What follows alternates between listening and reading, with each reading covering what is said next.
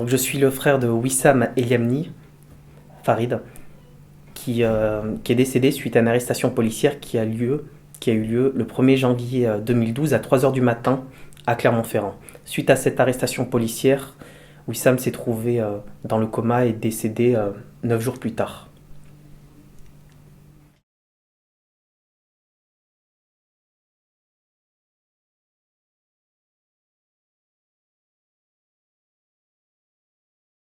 Madame, Monsieur, bonsoir. Voici les principaux titres à suivre pendant cette heure d'information. Avec tout d'abord à la une de l'actualité nationale et régionale, la mort du jeune homme victime d'une interpellation musclée dans la nuit de la Saint-Sylvestre dans le quartier de la Gautière à Clermont-Ferrand. Mort tout à l'heure à 17 heures. Une annonce qui pourrait raviver les tensions toujours palpables dans certains quartiers de la ville, alors même que la nuit dernière avait été relativement plus calme que la précédente.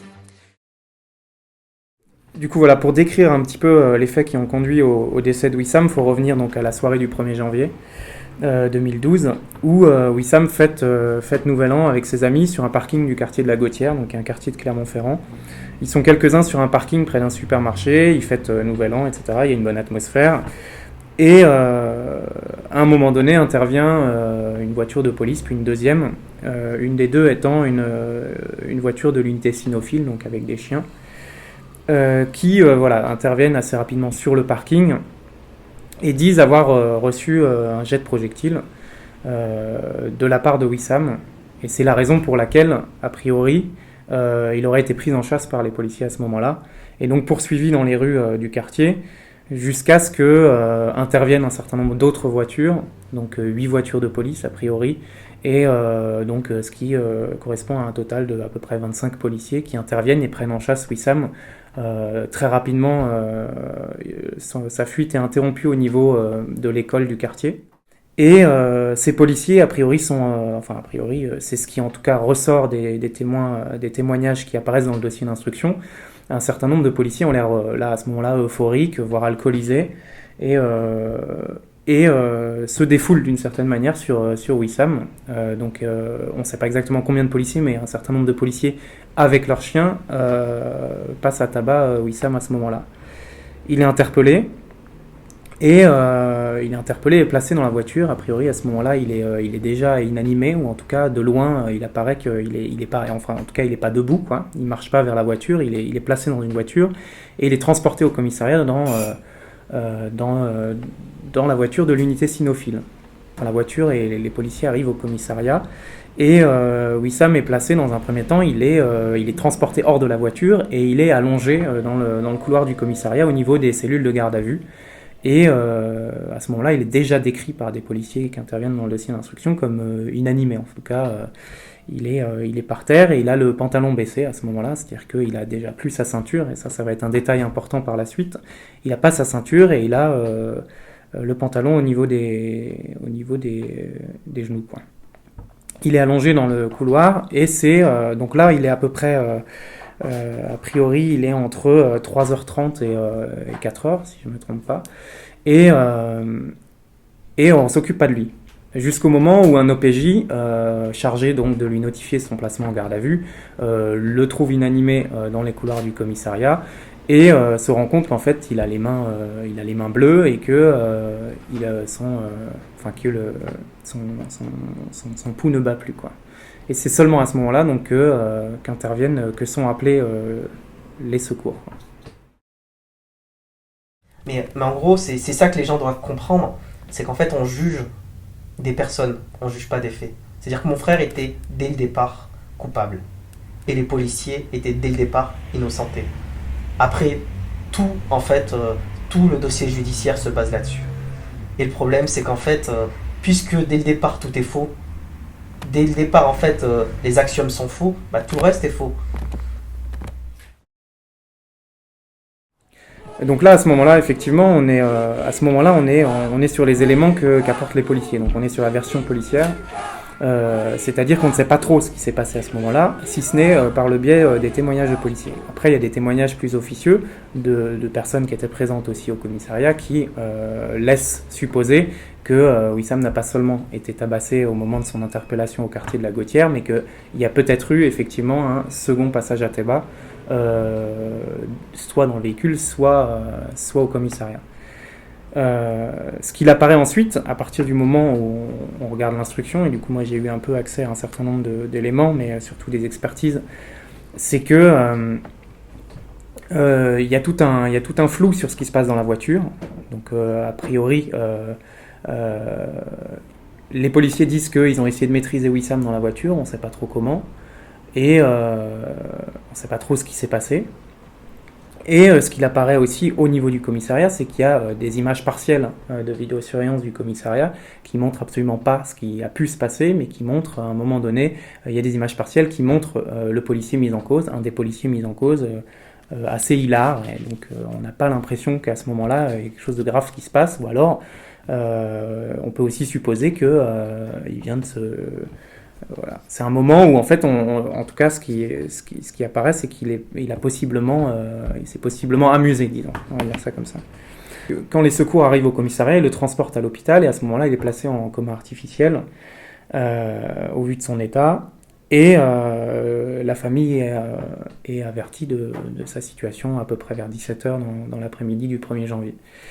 La suite, en fait, c'est l'état de Wissam s'améliore. Au vu des constats médicaux des premiers jours, l'état de Wissam s'améliore jusqu'au 3 janvier.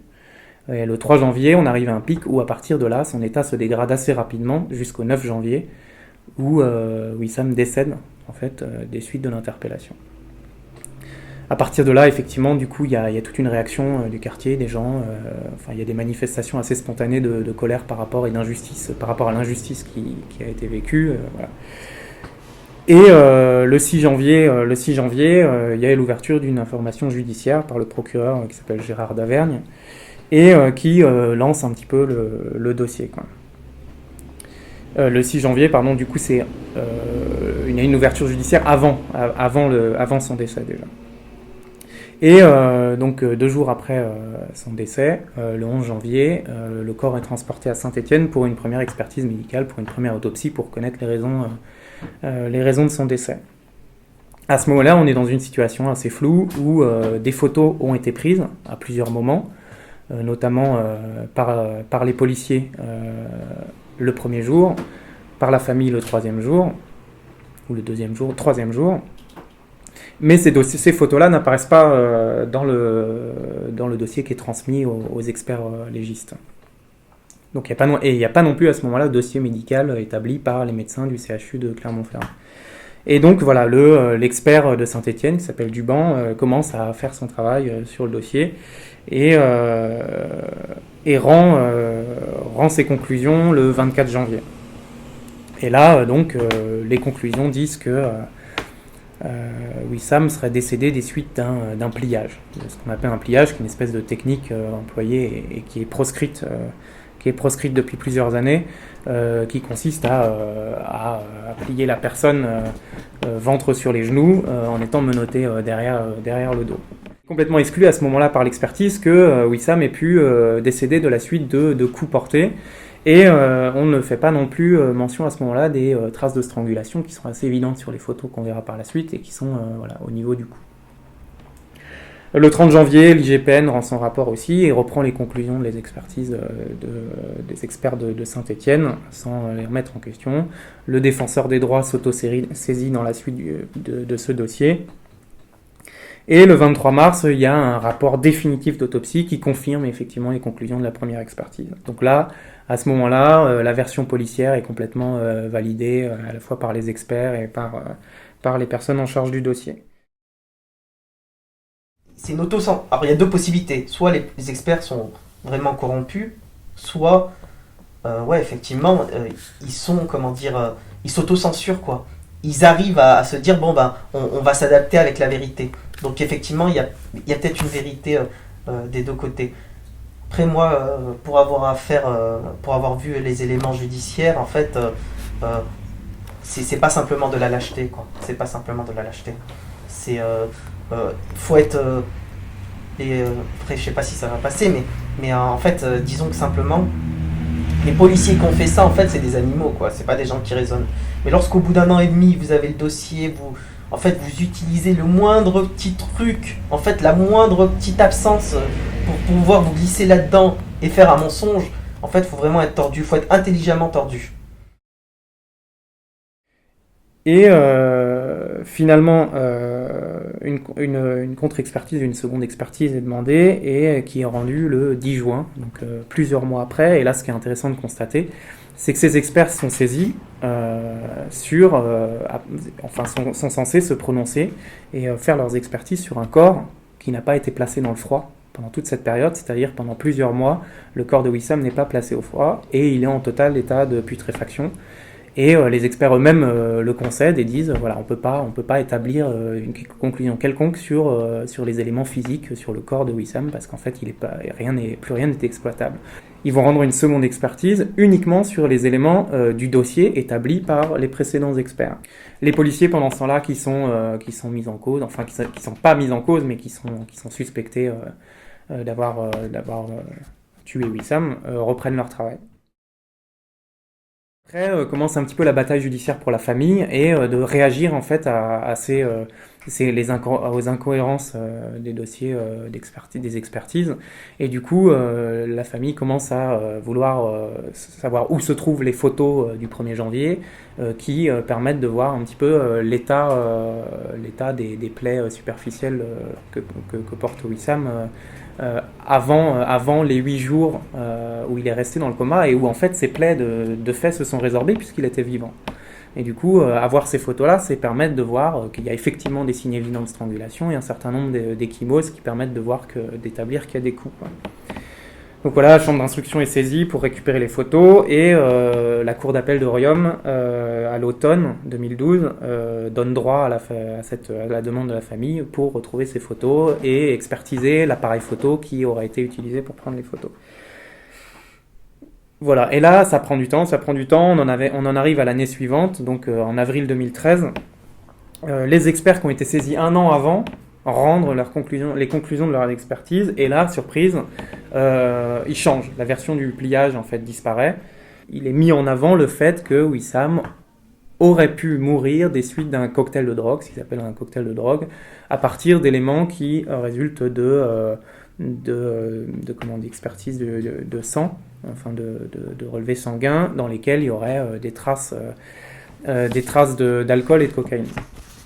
Et du coup, les doses d'alcool et de cocaïne sont relativement faibles, sont même très faibles.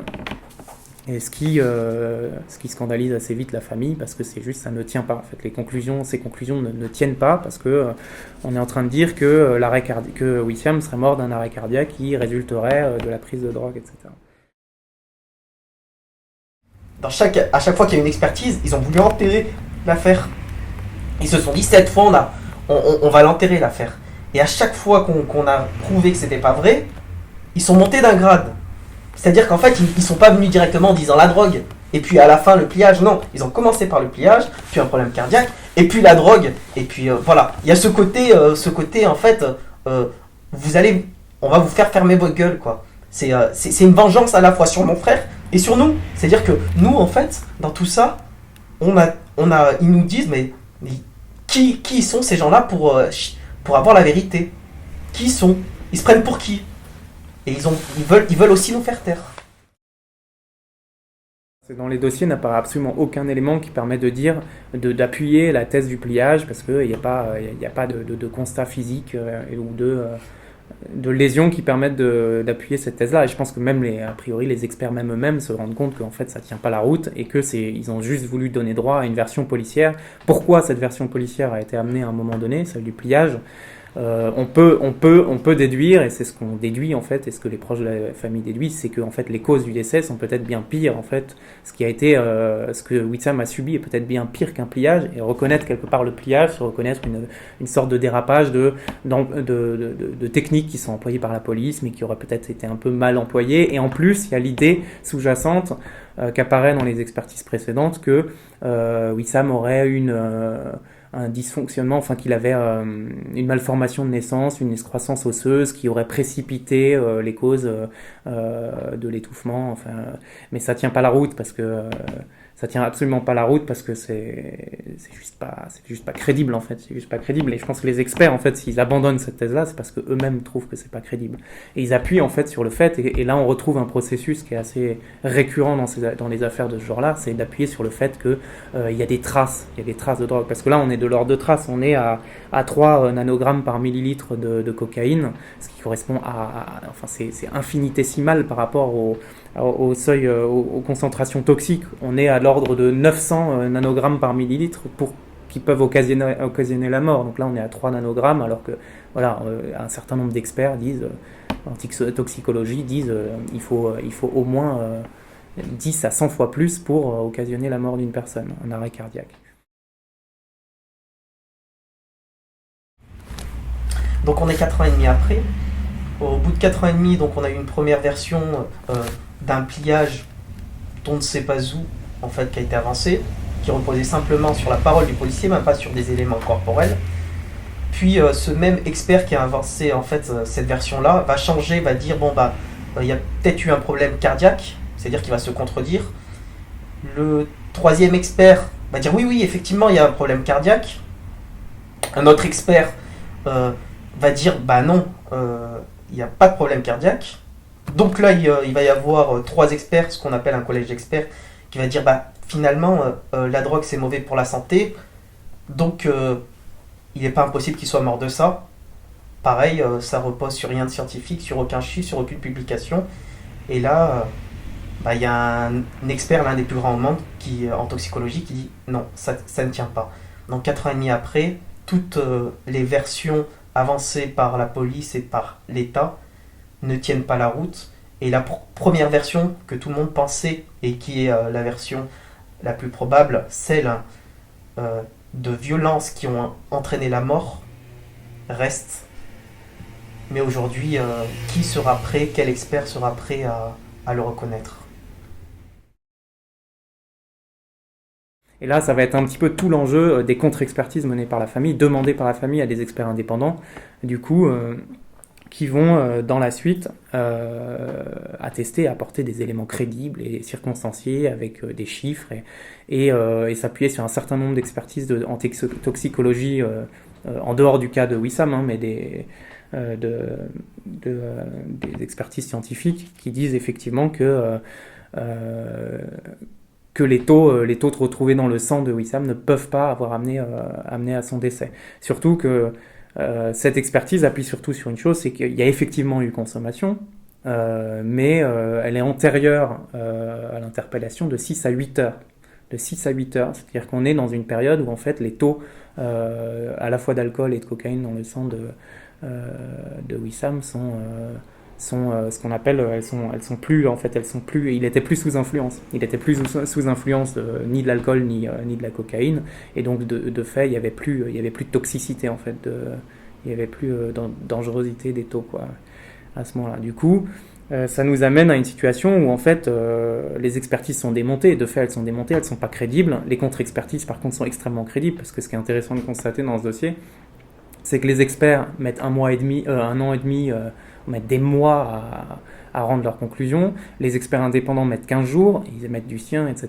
Et surtout, les experts sont qualifiés, en fait. C'est-à-dire que les experts indépendants se prononcent sur les questions de cardiologie parce qu'ils sont experts cardiologues, se prononcent sur des domaines qu'ils connaissent, alors que les experts de la cour d'appel ne sont pas du tout, enfin celui qui rend ses conclusions en cardiologie, en fait il est expert en gériatrie, enfin il est directeur du service de gériatrie, et c'est pas sa spécialisation la cardiologie, et il se permet en fait de rendre des conclusions qui sont complètement ineptes en fait, enfin qui correspondent pas à son domaine quoi. Et du coup les experts indépendants amènent des éléments vraiment très très factuels qui permettent d'appuyer la chose. Si on devait faire des suppositions sur la manière dont Wissam est mort, il faudrait s'intéresser à plusieurs éléments. Le fait que il y avait beaucoup de policiers qui l'ont tabassé dans un premier temps, voire une deuxième fois dans le commissariat, et ça c'est extrêmement intéressant de se pencher sur ce qui s'est passé dans le commissariat. Évidemment les images n'existent pas comme toujours, mais aussi sur les traces de strangulation, où on pourrait laisser supposer que la ceinture qui a disparu et le fait qu'il se retrouve sans pantalon, avec le pantalon au niveau des genoux au commissariat, laisse supposer qu'en fait sa ceinture à un moment donné lui est enlevée, et il est possible qu'il ait été étranglé avec. Ça c'est une thèse en fait, Et si effectivement elle se vérifiait, et c'est aussi ce qui nous intéresse, c'est pourquoi les traces de strangulation sont complètement négligées. À un moment donné, dans les expertises, on dit oui, c'est peut-être dû à des petits frottements de vêtements. Enfin, on voit vraiment une veine éclatée au niveau du cou. Il y a vraiment une pression sur le cou. On a les photos dans les dossiers, on a les photos et on voit bien que ça tient pas la route. Du coup, voilà, on peut supposer soit qu'il a été étranglé, et du coup, ça serait effectivement pas acceptable, et ça appuierait un petit peu la thèse de l'abandon du pliage, quoi, parce que, enfin, d'avoir mis en avant le pliage plutôt que ça, quoi. On pouvait difficilement admettre que des policiers se sont laissés aller à quelque chose de cet ordre-là sur Wissam, quoi. Voilà, ou alors, en dehors de la question de la strangulation, il y a tout simplement le tabassage qui était suffisamment fort. Ah oui, et ça c'est un élément des expertises qui est assez intéressant et sur lequel appuient les experts indépendants, c'est qu'en fait il a un œdème au niveau de l'arcade et de l'œil, et ils mettent en avant le fait qu'il y a un certain nombre d'expertises scientifiques qui montrent qu'il y a un lien possible, hein, c'est une hypothèse, il y a un lien possible entre l'œil et les ventricules du cœur, par le biais d'un nœud nerveux dont je ne me souviens pas le nom, mais qui pourrait laisser supposer que la pression sur ce nerf occasionne un dysfonctionnement des ventricules et donc un arrêt cardiaque, quoi. Donc un coup fort au visage pourrait l'expliquer notamment.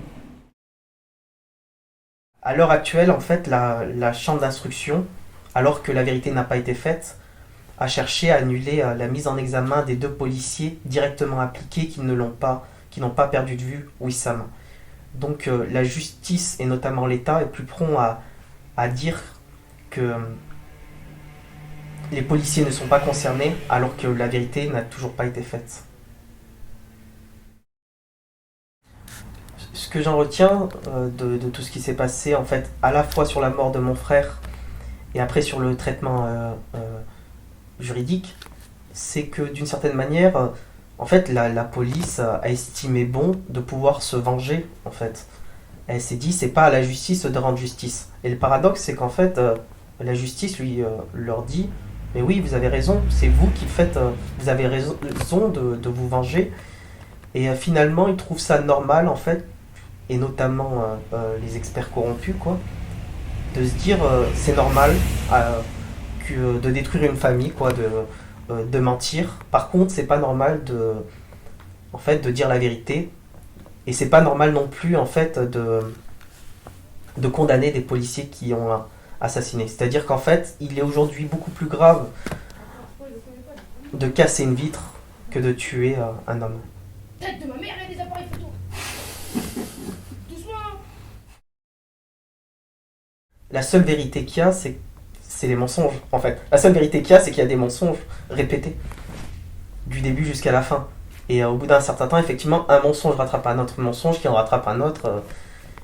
Et à l'heure actuelle, en fait, ils veulent pas faire la vérité pour plusieurs raisons. D'une part, parce que la vérité est trop difficile à accepter pour un certain nombre de personnes. En fait, ils n'acceptent pas qu'on puisse dire que les policiers torturent à mort le jour de l'an des personnes qui font la fête, qui ont un petit peu trop fait la fête, mais aussi parce qu'ils n'acceptent pas de dire qu'il y a tout un système de pourri, quoi. Parce que c'est tout un système qui est pourri. Et puis ils n'acceptent pas aussi, en troisième lieu, en fait, de dire que finalement, c'est la famille qui a démontré qu'il y avait plein de mensonges. Parce que si on n'était pas intervenu, on aurait eu des mensonges du début à la fin. On aurait dit que mon frère avait appelé les policiers, on aurait dit que mon frère était sous l'emprise de drogue, on aurait dit qu'il serait mort d'un coup d'un pliage, on aurait dit d'un coup qu'il serait mort d'un problème cardiaque, on nous aurait dit n'importe quoi. La seule chose qu'on sait, c'est qu'en fait ce qu'ils nous ont dit est faux. Et donc ils ont quelque chose à se reprocher.